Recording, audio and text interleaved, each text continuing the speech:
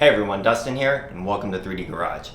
So it's my second go at shooting this video. I shot everything yesterday, I sat down to edit it tonight, and when I started to edit it, there was no sound. And then I realized that I had narrated a video last week and pulled my camera out and I looked at it, and the cable wasn't plugged in all the way. So it's our second attempt at shooting this video. Maybe it'll be better than the first time, hopefully.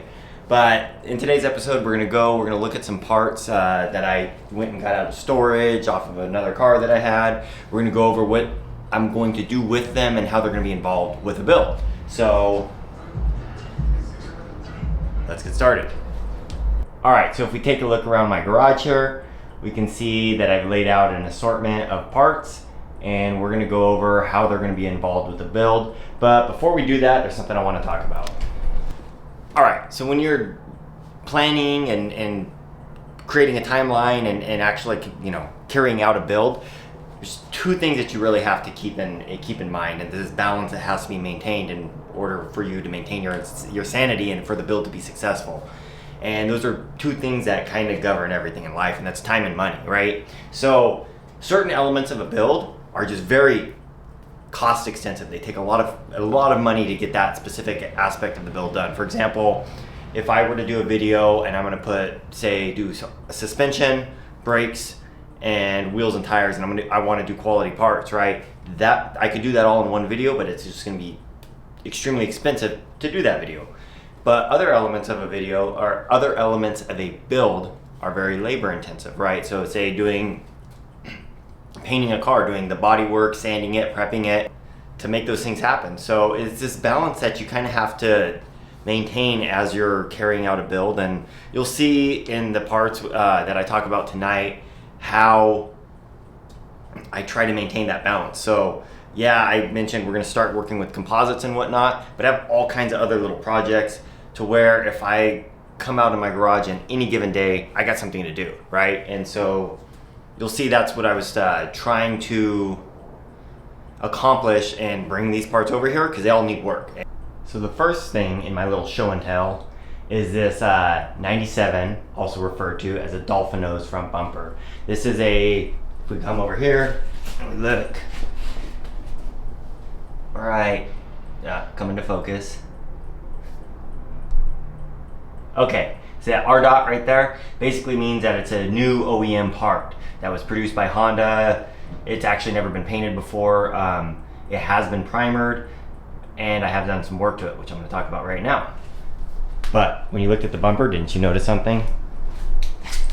All right, so these just showed up in the mail today. I'm super stoked to get them. Been looking for a set for a long time, and those are Raybrig fog lights. So these were basically an OEM part that you could get for your Del Sol from Honda, and now we have a set. Got to hunt down some brackets. I think I found some, but yeah, we're going to be using these. And that kind of leads me into let's talk about the front end of this vehicle.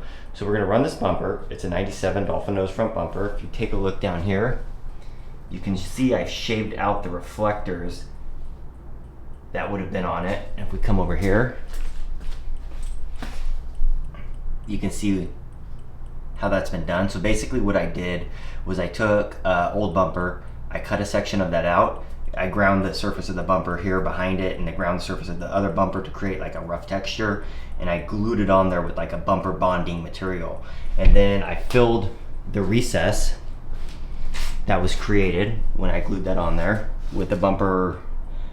It's like a bumper body filler, I guess you could describe it as. Bumper repair material. I sanded that all out, and then I primered the bumper. But here's the thing, this bumper was primered quite a while ago. If you really kind of get up and inspect it, you can see that the primer is kind of given out in some areas. It's got some moss growing on it even. So I think I'm gonna strip a lot of this primer off and reprime it. And either way, it's got some bumper rash too, as you would call it, from being sanded. So all of that needs to get sanded out. This thing really needs a lot of work in order to get it ready to paint. This bumper was primed with PCL 901, which is a polyester primer, and it's a primer that has a very good filling properties. but it's not so great for flexible plastic parts like this one, and as a result it's cracking in some areas. And so we're going to remove most of this primer. We're going to reprime it with a urethane primer. That urethane primer, it has a little bit more give to it. It's hopefully going to prevent rock chips down the road. And that's going to be the process for this. So it's something that needs a lot of time, something for me to get started on. So for the front end of this vehicle, I decided I'm going to run these fog lights, and then I'm going to run a Mugen style lip. Wish I could afford the real thing, but that's just not in the budget. And who knows how many years it would take me to find one, right? But for those of you familiar with that style lip, you notice that there's two little ducts in it, or two little holes. And so my plan for that is to make those functional brake cooling ducts. And then under that lip is going to be a splitter. I think what we're going to do is we're going to get some wood. We're going to make a splitter out of wood, primer it up, get it all finished out nicely, and then mold that piece and make the splitter out of carbon fiber. So yeah, that's the process for the bumper. Let's get on to some of the other parts. So that brings us to this traction bar. Basically the traction bar mounts on the front kind of frame rails of the vehicle and goes to the lower control arms. It prevents lateral motion, I guess you could call it, of the control arm under acceleration, braking, and whatnot. This, I think, is a Lakewood. I'm not certain of that. And the light just went out. We got our lights back on. So as I was saying, I think that this traction bar is a Lakewood. My plans for it, if you look at it, it's old. I've had it for quite some time. The heim joints need to be cleaned up. We're going to do that. We're going to clean it up. We're going to probably sand this thing down and refinish it. But before we do this, I kind of want to use this for mock-up. So in the same location where this traction bar mounts, the splitter brackets are going to mount. So we have to see, does this traction bar work in conjunction with the splitter mounts? I mean, do we just need longer bolts? How are we going to make this all work? So that's something we need to do. Mock-up, the term mock-up is basically fitting the parts and pieces for a build prior to refinishing them. And you know, it's like if you were mocking up an engine assembly, you put everything in the engine in the car with everything, mount everything, then pull everything out and then refinish it. It's just kind of a process I want to do here so that, you know, I don't refinish this and decide that, oh hey, I want to use that traction bar as a mount for this intercooler, which is the next part. So yeah, here we go. This is a Greddy intercooler. So obviously we're going to be turbocharging this vehicle. And I think that I might weld some brackets on the traction bar to mount the intercooler. We'll see. I don't know. That's why we're gonna test fit all this stuff. I am hoping to install that intercooler without having to cut a bunch of the bumper up. You know, if I trim it a little, that's fine, but I want to keep this grill in place. I don't want to lose that. And then taking a closer look at the vehicle, we definitely have some space to mount it, but there is a condenser line that we have to worry about. And yeah, how are we going to make this all work? Also, take a look, those are the reflectors on a US spec bumper. I shaved those out on the JDM bumper, so there you go. All right, so let's go on to our fenders. So I think these are the fenders we're going to be running on the car. I had prepared them for a different vehicle, a different dull sole, but this dull sole is taking priority over that other one. These are actually two fenders that are welded together. So what we have here is a set of JDM fenders. Then I got in a crash and damaged them, damaging the front portion of the fenders. And so basically I cut the lower portion of the fenders off and mated them to a set of US fenders. If we flip the fender around here,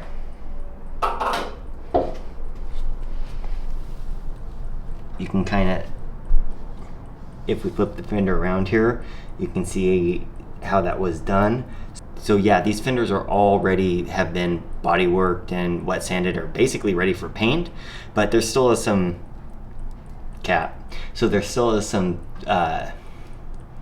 work to be done to them. We have to fit them to the vehicle, and we have to see if they need any more work, because yeah, they were fit to one vehicle, but how do they fit to this vehicle? And then if you look here, you may be wondering, like, why are these fenders black on the inside? Like, what did you do to them? So what I did to these fenders was I took and laid carbon fiber on the inside of them. So the reason I did that was to give the fender A, more structure, and B, prevent against damage. So door dings from other car doors and whatnot, but more importantly, this vehicle, I'm not gonna be running fender liners, and I am gonna be running a sticky tire with a low tread wear, and so I don't want rocks being flung up into the fender and creating like outward dents. I had that problem on these fenders previously. I've repaired those. I don't want it happening again. So also, no, I've taken and I've rolled the lip on this fender for tire clearance. Typically when you do that, you lose a bit of the structural rigidity of the fender as well. So adding the carbon fiber material to the fender did add a little bit of weight, but it's gonna add structural rigidity and preventing its damage. So if we come around to the front of the fender, the side marker lights that go in here, they just don't quite fit. That has to do with the body filler buildup that's on that area of the fender itself. And so it does need a little bit of tuning up. We're gonna have to file it down. We're gonna have to trim things. We're gonna have to make them fit.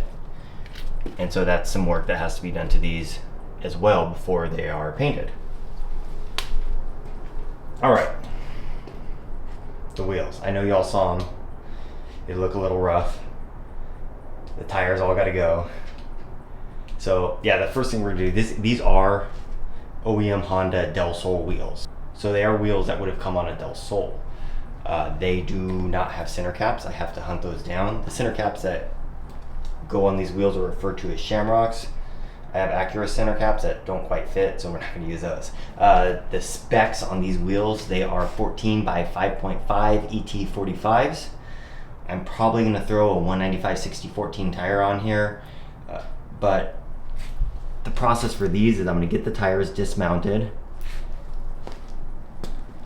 I'm going to sand these and then refinish them. These look, they're a little rough. They definitely need some work. So yeah, we're gonna sand these, we're gonna refinish them, get new tires mounted, and then install them on the vehicle. As I mentioned before, currently the Red Sun has two different wheel diameters on it, 14 and 15s, and the 15s that are in the front are of completely different offsets. So it's gonna be nice to get a wheel set on it that are all the same, identical all the way around.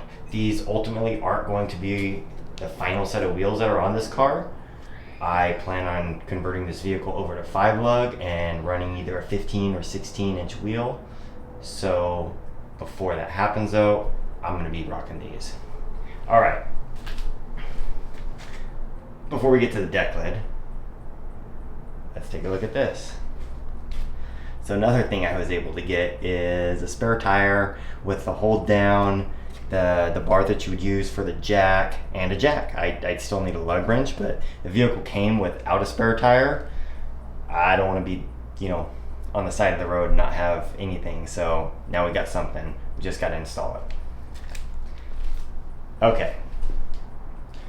So the deck lid. This deck lid has been body worked and is, as it sits, was ready to wet sand and paint.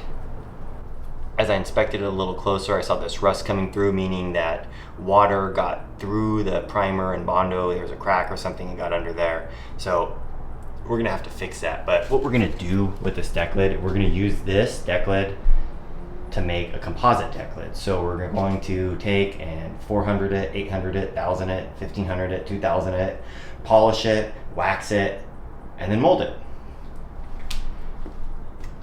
And then produce a composite panel. So let's look at the other side of this deck lid. Okay, so taking a look at the other side of the deck lid, you can see that it is painted Suzuka blue. The Del Sol that I had previously, I still have the Del Sol. This Del Sol was painted Suzuka blue previously. The paint's in kind of all right condition. It's failing in some areas. If we come up here and take a closer look, you see it does have some paint flaws. So I don't know what we're gonna do with this, but this side of the deck lid is going to have to be molded as well. But because the exterior portion of the deck lid is in such good condition, we're going to mold that first because I don't want to risk damaging the exterior trying to resurface and refinish the interior. But at some point we're gonna mold the interior, and then we're gonna have our two sides to mold and produce a composite panel. But the first composite thing we are going to produce is this spark plug cover. So I have the spark plug cover. It's in good shape. It's relatively straight. Sometimes they get warped because of heat or over tightening. This one's been refinished. I might refinish it again, but this is the first piece that we're gonna make out of composites. The reason being is it's costly to make a mold and it's costly to make the mistakes. So the smaller of a piece that you produce, the cheaper the mistakes are. I'm not planning on making mistakes, but mistakes happen. Hey, I recorded this video without sound already once, so anything can happen, right?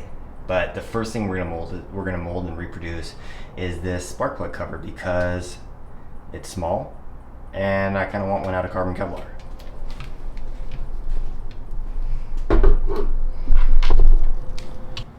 But at this time, we're gonna continue to prepare the deck lid to be molded. We're gonna prepare the spark plug cover to be molded. I'm waiting on materials. I have materials coming from UK. I have materials coming from China. Who knows when they're gonna get here? They could take weeks. It could take a month. I don't know. When they get here, they're here. But I'm gonna continue to work on these things and do as much work as I possibly can. And then when I have the materials, we'll use them for whatever the next step is that those specific materials are involved with. Thanks for tuning in. I hope you liked today's video. It's a little bit different. We really didn't get a lot done. We just talked about what we're gonna do, but obviously you can see I have a lot to do here now just with these things that I brought over here. So it's work to do, and we're gonna get started on it. And next week I'm gonna show you what I got done. Oh yeah, one last thing.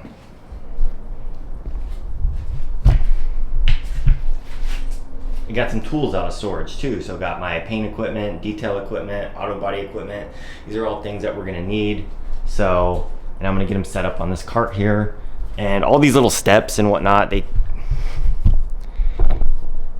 and each of these steps, they take a lot of time, right? It took me one day to go get parts from one location. Another day, a day being I get off work, and in my time after work, before work the next day, I go get parts at this location, go get parts at that location, got the materials. I'm gonna have a day probably in getting them set up on my cart, but yeah, these are just all little steps that are necessary to make this project happen. So I hope you enjoyed this video. If you haven't subscribed already, I'll keep saying it every time.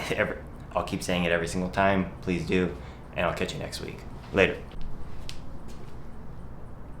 Also, I'd like to give a big shout out to Import Creations Northwest for a lot of the parts that he's come through with for this build. I've only begun to show you just the tip of the iceberg. I've got a lot of stuff that I've been buying and purchasing from him, and thanks.